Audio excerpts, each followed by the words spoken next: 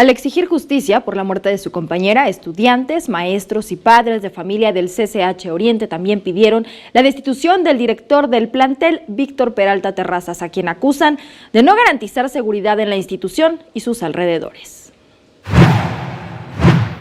El asesinato dentro de las instalaciones del CCH Oriente de Aide Mendoza fue la gota que derramó el vaso de agua. Más de una centena de alumnos de ese plantel, padres de familia y maestros se manifestaron afuera del CCH Oriente para condenar lo sucedido con el asesinato de su compañera.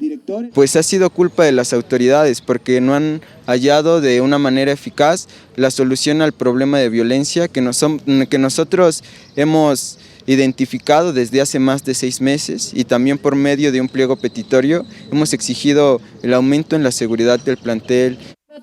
Los alumnos además aseguraron que antes de ingresar al CCH Oriente no existe algún protocolo de seguridad en el que sean revisados ni ellos ni sus mochilas.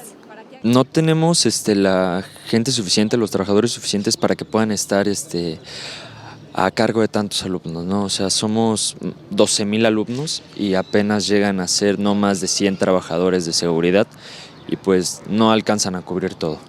Al concluir la manifestación acordaron formar este día comisiones de estudiantes para convocar en facultades, escuelas y universidades a un mitin el jueves 2 de mayo a las 13 horas en el CCH Oriente, en donde también pidieron que estuviera presente la jefa de gobierno Claudia Sheinbaum y el secretario de Seguridad Ciudadana Jesús Horta.